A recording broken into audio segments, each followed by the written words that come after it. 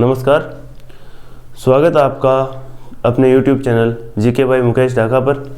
अपन read level 1 की maths के बारे में कुछ चर्चा करते हैं और सबसे पहले अपन टॉपिक शुरू करते हैं संख्या पद्धति। संख्या पद्धति जो कि नंबर सिस्टम अपना सबसे आसान टॉपिक है और ये जो टॉपिक आपके पास है नंबर सिस्टम, इस टॉपिक में आपको इसकी काफ़ी हद तक जानकारी भी है, लेकिन कुछ चीज़ें हैं जो आपको आते हुए भी आप गलत कर सकते हैं। तो सबसे पहले अपन देखते हैं कि संख्या पद्धति अगर अपन शुरू करें तो अपने पास एक नाम आता है अंक और एक आता है संख्या। अंक और संख्या में अंतर क्या है? सबसे पहला क्वेश्चन तो यहाँ पर यही है कि अंक और संख्या में अंतर क्या हुआ। यदि अपन देखें कि अंक और संख्या, अंक जो अपने पास है वो अंक है अपने पास 0, 1, 2, 3 और 9 तक जितने भी अंक हैं ये सारे अंक हैं। अंक संख्या भी हो सकते हैं, लेकिन जरूरी नहीं है कि संख्या भी एक अंक हो। अगर मान लीजिए आपको कह दिया 12, तो ये 2 अंकों की संख्या है। अगर अपन लिखते हैं केवल 2, तो ये 2 अंक भी है और संख्या भी है। तो यहां पर सबसे पहले अंक और संख्या का अंतर अपन ने देखा। अब संख्या के बाद अपन देखते हैं कि एक नाम आता है संख्या का शुद्ध मान या जातीय मान। संख्या का शुद्ध मान और जातीय मान, इसमें क्या होता है कि जो आपके पास संख्या दी हुई है शुद्ध मान और जातीय मान, इसके अंदर जो आपको संख्या दी हुई है उसी संख्या से संबंधित अपने को शुद्ध मान और जातीय मान बताना है। जैसे मान लीजिए आपके पास एक संख्या आ गई 2, 3, 5, 7, 9, 8, इस प्रकार की एक संख्या है।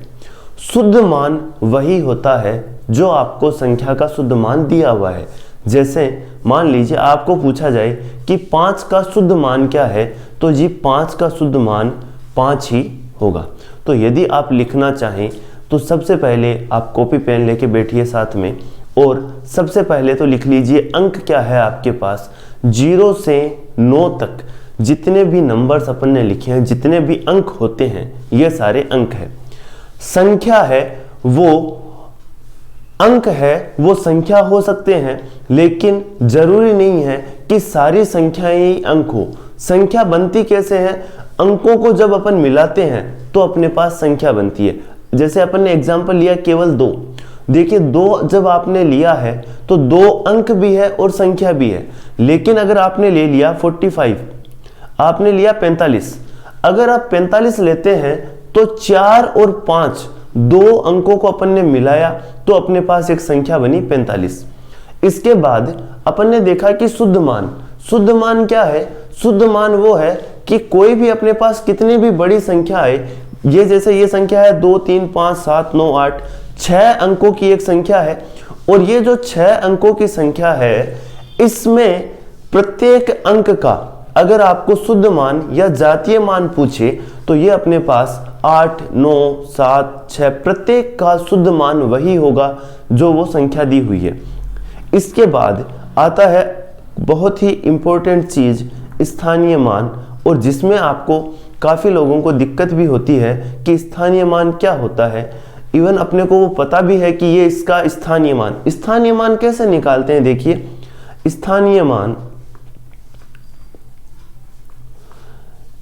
मान का मतलब हो गया कि इसका स्थान कौन सा है। इकाई का स्थान है, दहाई का स्थान है, सैकड़े का स्थान है, कौन सा इसका स्थान है वो अपने पास इसका स्थानीय मान होगा। जैसे अपन माने कि अपने पास एक संख्या है 4, 5, 7, 9, 8 और 6। ये अपने पास एक संख्या आ गई 4,57,986। अब इसमें अपने को कह दिया जाए कि 6 का स्थानीय मान क्या है, तो 6 अपने पास इकाई का अंक है, तो ये इसका स्थानीय मान हो गया 6 गुणा 10 की घात 0। क्योंकि किसी की भी घात अपन जब 0 लगाते हैं तो उसका मान 1 होता है, और 6 गुणा 10 की घात 0 ये इसका स्थानीय मान है। अगर देख लिए अपने को कहा जाए कि 9 का स्थानीय मान क्या है, तो 9 के स्थानीय मान की अगर अपन बात करें तो 9 का स्थानीय मान देखिए 9 कहां पर आ रहा है, इकाई, दहाई और सैकड़ा, सैकड़े के स्थान पर आ रहा है। तो 9 का स्थानीय मान हो गया 9 गुणा 10 की घात 2। इसके बाद में जितने जीरो लगे हुए हैं उनको आप 10 की घात जितने अंक है उनको आप 10 की घात पे लगा दीजिए, वो आपका उसका स्थानीय मान आ जाएगा। 9 इकाई, दहाई, सैकड़ा पर 9 आ रहा है, तो 9 गुणा 10 की घात 2 ये इसका स्थानीय मान हो गया कि ये जो संख्या थी, अगर आपको कहा जाए 5 का स्थानीय मान, तो 5 का स्थानीय मान अगर अपन देखें तो 5 गुणा 10 की घात अपन कितने लगा देंगे, 5 के बाद अपने पास 4 संख्याएं हैं, तो 10 की घात 4 ये अपने पास इसका स्थानीय मान आ गया। अब इसके बाद अपन बात करते हैं कि संख्या, जो अपने पास संख्या होती है, संख्या किस प्रकार से होती है। जैसे कि अपने पास संख्या है 5, 3, 4, 7, 9, 8, 6। तो इसमें संख्याएं किस प्रकार चलती है, ये इकाई का अंक है, ये दहाई का अंक है, ये सैकड़ा है, ये हजार के लिए है, ये 10,000, ये लाख और ये 10 लाख। इकाई, दहाई, सैकड़ा, हजार, 10,000, लाख और 10 लाख, इस प्रकार से अपनी संख्याएं चलती है। इसके बाद आता है एक प्राकृत संख्या। अब देखिए प्राकृत संख्या क्या होती है। जो संख्याएं प्राकृत संख्या, इनको अपन नेचुरल नंबर्स कहते हैं, प्राकृत संख्या। तो अगर अपन प्राकृत संख्या की बात करें तो प्राकृत जो संख्या है वो 1 से शुरू होती है और 1 से शुरू होकर n तक चलती है। 1, 2, 3, 4, 5 और ये चलते हुए n तक चलेगी। ये सारी है अपनी प्राकृत संख्याएं। प्राकृत संख्या के बाद आती है पूर्ण संख्या। अब आप देखिए कि प्राकृत संख्या में ऐसी कौन सी संख्या नहीं है जो संख्या में अंकों में तो है लेकिन प्राकृत संख्या में नहीं है, तो वो है अपना 0। 0 अपने पास प्राकृत संख्या में नहीं है, लेकिन 0, 1, 2, 3 इस प्रकार ये जो चलती है ये हो गई अपने पास पूर्ण संख्याएं। अब इनमें संख्याओं में एक रोमन संख्या होती है जो आपने शायद कभी पढ़ी होगी और आप जिनको कभी कभी काम में भी लेते हैं, लेकिन रोमन संख्या के कुछ जो महत्वपूर्ण चिन्ह हैं वो आपको पता होने चाहिए कि रोमन संख्या से संबंधित महत्वपूर्ण चिन्ह कौन से हैं। रोमन संख्याओं में अपन 1 को इस प्रकार लिखते हैं, ये अपना हो गया 1, ये हो गया 2, ये हो गया 3, यहाँ पर ये 4, ये हो गया 5 और ये 6, ये 7, ये 8। रोमन संख्याओं के चिन्ह आपको पता होने चाहिए। 8, इसके बाद आया अपने पास 9 और ये 10।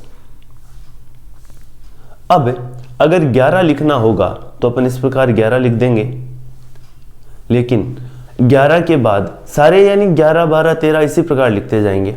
इसके बाद अगर अपने को 20 लिखना हुआ तो ये अपने पास आया 20। अगर आपको ये अपना 20 है, अगर आपको रोमन संख्या के अंदर 30 को लिखना हुआ तो आप 30 को किस प्रकार लिखोगे, आप 30 को लिख दोगे 1, 2 और ये 3 बार, ये आपके पास हो गया 30। अब यहां तक तो सारा काम आसान था कि 10, 20, 30 ये अपन ने लिख लिया। अब जो आपका 40 है, 40 क्या होगा, तो 40 के लिए पहले आपको रोमन संख्या का 50 का पता होना चाहिए कि 50 रोमन संख्या में किस प्रकार लिखा जाता है। तो जो रोमन संख्या में 50 है उसे अपन L द्वारा प्रदर्शित करते हैं। अब 40 कैसे होगा, 40 होगा 50 माइनस 10, और जब 50 माइनस 10 करना है तो जिसको आप माइनस कर रहे हो उसको आप पहले लिख दीजिए, और जो संख्या है जिसमें से घटा रहे हो उसको आप बाद में लिख दीजिए। तो 40 को आप रोमन संख्या में इस प्रकार लिखेंगे। अब अपन कुछ संख्या इसकी ओर देखते हैं, संकेत लेते हैं इनके। अगर अपन देखें, अपन ने 40 तक की संख्या काम में ली और 40 को अपन ने लिखा ये 10 और ये L यानी कि 50 माइनस 10 कर दिया, यानी L में से 50 में से 10 को घटा दिया। जिसको घटाते हैं उसको पहले लिखते हैं और जिसको ऐड होगा वो बाद में आएगा। 50 को आप L लिखेंगे तो 50 हो गया आपके पास, 50 को आपने लिख दिया L। अगर आपको 60 लिखना हुआ तो आप 60 को किस प्रकार लिखेंगे? 60 अपन लिख देंगे L और ये साइन, ये आपके पास हो गया 60 का। अब 50 के बाद अपन बात करते हैं 100 की। तो अगर आपको 100 लिखना हो तो 100 को आप रोमन संख्या में C द्वारा प्रदर्शित करते हैं कि 100 अपना हो गया C। अगर आपको रोमन संख्या में 1000 को लिखना है तो रोमन संख्या में जब 1000 लिखा जाएगा तो उसे अपन लिखेंगे M, और यदि आपको रोमन संख्या में 500 को लिखना है तो उसे अपन लिखेंगे D। तो ये कुछ संकेत हैं जिनका आपको पता होना चाहिए। अब मान लीजिए अपने को रोमन संख्या में लिखना हुआ 74। अगर अपने को 74 लिखना है तो पहले अपन इसको टुकड़ों में बांटते हैं कि 74 को 50 प्लस 20 प्लस 4 लिखा जाएगा। अगर इस प्रकार लिख सकते हैं तो 50 को अपन किस प्रकार लिखते हैं? 50 का संकेत अपने पास ये रहा L। 20 को अपन किस प्रकार लिखेंगे? 20 को अपन इस प्रकार लिखेंगे तो ये हो गया अपना 20, तो 50 और 20 हो गया 70। इसके बाद अपने को 4 को लिखना है तो ये अपने पास हो गया 4। तो इस प्रकार अपन 74 को लिख सकते हैं। आप और भी कोई नंबर हो जिनको 1-2 नंबर को आप ट्राई कीजिएगा, लेकिन महत्वपूर्ण बात यह है कि यहाँ पे जो संकेत लिखे हैं 50 का L, 100 का C। 100 का आप सेंचुरी से याद रखते हैं कि 100 मतलब सेंचुरी होता है और उसको C से प्रदर्शित कर दिया। 500 का D है और 1000 का M है। तो ये कुछ संकेत अलग संकेत है, इनको आप अवश्य याद रखें। इसके बाद अपन संख्याओं के बारे में, अन्य जो संख्याएं हैं उनके बारे में अपन देखते हैं कि और किस प्रकार की संख्याएं हैं। तो अपने पास जैसे मान लीजिए आपको कौन कौन सी संख्याएं पता है। आपको पता होगा कि सम संख्याएं क्या होती है? वे संख्याएं जिनमें 2 का भाग जाता है या फिर अंतिम अंक 0, 2, 4, 6, 8 हो, वो सारी अपने पास सम संख्याएं होती है। या फिर जो संख्याएं 2 से भाज्य है वो सम है। विषम संख्याएं कौन सी होगी? विषम संख्या होगी आपके पास जिनमें 2 का भाग नहीं जाता, अंतिम अंक विषम अंक है 1, 3, 5, 7 और 9। अगर ये आते हैं तो ये विषम संख्याएं होती है। इसके बाद पूर्ण संख्या अपन ने देखी थी कि पूर्ण संख्या कौन सी है? पूर्ण संख्या है अपने पास 0, 1, 2, 3 और n तक चलने वाली ये सारी अपनी पूर्ण संख्याएं हैं। पूर्ण संख्या के बाद अपन बात करें कि पूर्णांक संख्याएं क्या होती है। अब अपने पास संख्याओं में देखिए, परिवार में सबसे छोटा है प्राकृत संख्या जिसमें 1 से शुरू हुआ। इसके बाद है पूर्ण संख्या जो 0, 1, 2, 3 से लेकर n तक चली। इसके बाद आई अपने पास पूर्णांक संख्याएं। पूर्णांक संख्याएं कौन सी होती है? जो माइनस अनंत से, यानी धनात्मक और ऋणात्मक सारी की सारी संख्याएं जो पूर्ण रूप से लिखी हुई हो, जैसे 1, 2, 3, 4 ये पूर्ण रूप से लिखी हुई है। तो माइनस इनफाइनाइट से लेकर 0 को शामिल करते हुए प्लस इनफाइनाइट तक जाने वाली सारी संख्याएं हैं, ये अपने पास पूर्णांक संख्याएं हो गई है। अब आपसे मैं एक क्वेश्चन पूछता हूं कि अगर आपको कहा जाए कि आपके पास माइनस का 5 है और माइनस का 7 है, इन दोनों में से बड़ा कौन है? -5 और -7 इन दोनों में से बड़ा कौन है? तो यहाँ पर माइनस का 5 है वो बड़ा है -7 से। जितनी बड़ी माइनस में संख्या लिखी हुई होगी वो उतनी ही छोटी होगी।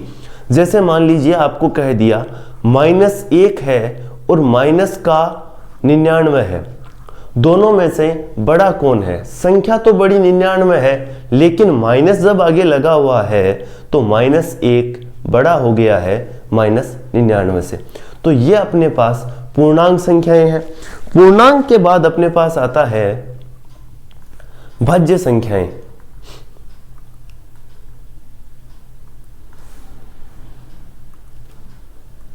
पूर्णांक के बाद आया भाज्य संख्याएं। जो संख्याएं किसी न किसी से भाज्य होती है, जिनमें किसी का भाग जाता है, एक तो खुद का और एक का भाग तो प्रत्येक संख्या में जाएगा, लेकिन इनके अलावा भी किसी का भाग जाता है, या फिर अपन ऐसा कह सकते हैं कि जिनके गुणनखंड संभव हो, जिनके अगर अपन गुणनखंड कर सकें, जिनके गुणनखंड संभव हो, वह सारी भाज्य संख्याएं होगी। जैसे कि आपको कहा जाए 8। अब 8 देखिए भाज्य है या अभाज्य संख्या है, तो 8 को अपन 2 गुणा 2 गुणा 2 लिख सकते हैं, तो इसके गुणनखंड हो गए और गुणनखंड हो गए तो यह एक भाज्य संख्या है। इसके बाद बात करें अभाज्य संख्या की। अगर अपन देखें कि अभाज्य संख्या क्या होती है, तो वे संख्या जिनमें खुद का भाग जाए, स्वयं का भाग जाता हो और एक का भाग जाता हो, इनके अलावा और किसी भी संख्या का यदि भाग नहीं जा रहा है तो वह अपनी अभाज्य संख्या होगी।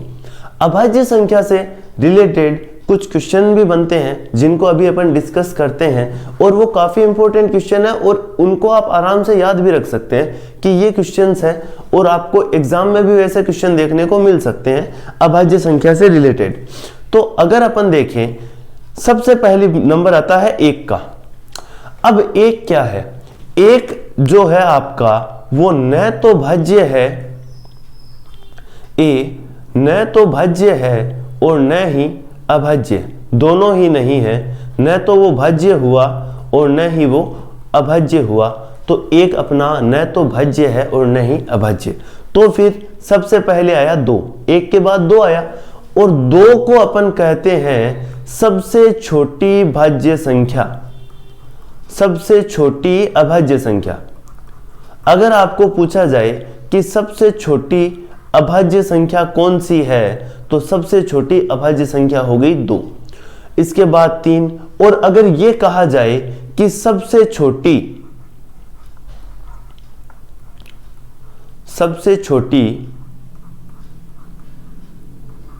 भाज्य संख्या, तो बताइए सबसे छोटी भाज्य संख्या कौन सी होगी? 2 अभाज्य है, 3 अभाज्य है, सबसे छोटी भाज्य संख्या होती है 4। अब यहां पर कुछ क्वेश्चंस बनते हैं अभाज्य संख्याओं से रिलेटेड। अभाज्य संख्याओं से रिलेटेड क्वेश्चंस क्या क्या है? तो अगर अपन देखें अभाज्य संख्याओं से रिलेटेड क्वेश्चंस, तो अभाज्य संख्याओं से रिलेटेड क्वेश्चंस में सबसे पहला क्वेश्चन ये बनता है 1 से 10 तक कितनी अभाज्य संख्या है? अगर अपन देखें 1 से 10 तक की बात करें तो 2 है, 3 है, 5 और 7। 1 से 10 तक आपके पास केवल 4 अभाज्य संख्या है, लेकिन कहा जाए 1 से 20 तक, तो 1 से 20 तक कौन कौन हो गया? 1 से 20 तक देखिए 2, 3, 5, 7 तो पहले से है। इसके बाद 11, 13, 17 और 19, यानी कि 1 से 20 तक की अगर अपन बात करें तो अपने पास 8 अभाज्य संख्याएं आ गई। 2, 3, 5, 7, 11, 13, 17 और 19। इसके बाद क्वेश्चन बनता है 1 से 50 तक कि 1 से 50 तक कितनी अभाज्य संख्याएं हैं। तो अगर अपन बात करें 1 से 50 तक अभाज्य संख्याएं होती है 15, और अगर कहा जाए 1 से 25 तक कितनी अभाज्य संख्याएं हैं। तो 1 से 25 तक अभाज्य संख्याएं कितनी होगी, 19 तक अपन ने ले लिया। इसके बाद एक संख्या आती है 23, तो 1 से 25 तक अभाज्य संख्याएं हो गई अपने पास 9। अब एक बात बताइए, 1 से 25 तक 9 है और 1 से 50 तक है 15, ये आपके पास अभाज्य संख्याएं हैं। तो क्या आप बता सकते हैं 25 से 50 तक कितनी होगी भाई? 25 से 50 तक कितनी होगी? तो 25 से 50 तक अभाज्य संख्या सोचिए कितनी हो सकती है। 25 से 50 तक अभाज्य संख्या हो गई 6। अब 1 से 100 तक की अभाज्य संख्या, ये बहुत काम की बात है और इसको आपको याद रखना है कि 1 से 100 तक जो अभाज्य संख्या होती है वो अभाज्य संख्याएं होती है 25। तो इस प्रकार ये कुछ अभाज्य संख्याएं हैं। 1 से 10 तक 4, 1 से 20 तक 8, 1 से 25 तक 9 और 1 से 50 तक 15, 1 से 100 तक 25। अगर कहा जाए 25 से 50 कितनी है तो 6 है, और 50 से 100 तक की कितनी है तो 10 है। अब इसके बाद अभाज्य संख्या के बाद अपन चलते हैं आगे की कुछ संख्याओं पर। यहाँ तक अब अभी एक बार अपन रिवाइज कर लेते हैं अपन ने क्या क्या देखा है। तो ये देखिए, सबसे पहले अपन ने नंबर सिस्टम के अंदर अंक क्या होते हैं और संख्या क्या होती है। 0 से 9 तक अंक है और वो भी संख्याएं हैं, और बाकी 2 अंकों को मिलाने से बनता है वो भी संख्या है। इसके बाद शुद्ध मान क्या होता है, जिस स्थान पर अंक लिखा हुआ है वही उसका शुद्ध मान होगा, जिसका पूछा जाए वही शुद्ध मान होगा। स्थानीय मान, जिस नंबर का स्थानीय मान पूछा जाए, जिस अंक का पूछा जाए उसके बाद में कितने अंक है उतने 0 लगा दीजिए, वो उसका स्थानीय मान हो जाएगा, इकाई, दहाई, सैकड़ा, हजार के हिसाब से। इसके बाद अपन ने रोमन संख्या देखी। रोमन संख्या में 1 से 10 तक आप लगातार लिखते आ रहे हैं और आपको जानकारी भी है। उसके बाद 20 आया तो 20 को अपन 2 अक्ष द्वारा प्रदर्शित कर सकते हैं। इसके बाद रोमन संख्याओं में 50 का साइन है वो L है, 100 का है वो C है, 500 का है वो D है, 1000 का जो है वो M है। इसके बाद सम संख्याएं कौन सी थी? 0, 2, 4, 6, 8 जिसके अंत में हो, या फिर 2 का जिस संख्या में भाग जाता है वो सम है। विषम कौन सी होगी? 1, 3, 5, 7, 9 विषम हो गई। पूर्ण संख्याएं 0 से शुरू होती है, n पर समाप्त होती है। पूर्णांक संख्याएं जो माइनस अनंत से प्लस अनंत तक चलती है। अगर कहा जाए कि माइनस का 3 है, माइनस का 70 है, बड़ा कौन होगा? तो -3 बड़ा होगा। इसके बाद अपन ने देखा पूर्ण संख्या पूर्णांक संख्या के पश्चात अपने पास आया भाज्य, जिनके गुणनखंड संभव हो, अभाज्य जिनके गुणनखंड संभव नहीं हो। और उसके बाद अभाज्य संख्याओं से संबंधित क्वेश्चंस में 1 से 10 तक 4 अभाज्य संख्या, 1 से 20 तक 8 अभाज्य संख्या, 1 से 50 15, 1 से 25 9, 25 से 50 6, 1 से 100 तक 25 और 50 से 100 तक कितनी होती है, इसका आंसर आपको कमेंट बॉक्स में करना है। अब अगर बात की जाए कि सबसे छोटी संख्या क्या है, तो सबसे छोटी संख्या होगी आपके पास 1। अब इसके बाद संख्या पद्धति में कुछ क्वेश्चंस और है जिनको अपन नेक्स्ट वीडियो में डिस्कस करेंगे, और इनसे संबंधित जो भी क्वेश्चंस आपके पास होंगे उन क्वेश्चंस को अपन आपको इस डिस्क्रिप्शन बॉक्स में ऐप का लिंक मिलेगा, और ऐप में आपके पास ये वीडियो भी अवेलेबल होगा और इससे संबंधित क्वेश्चंस भी अवेलेबल होंगे। तो यस गुरु नाम से आप ऐप है उसको डाउनलोड कीजिए और वहाँ पर आपको इसकी PDF मिल जाएगी। साथ ही साथ टेलीग्राम ग्रुप पे भी जुड़िए। धन्यवाद।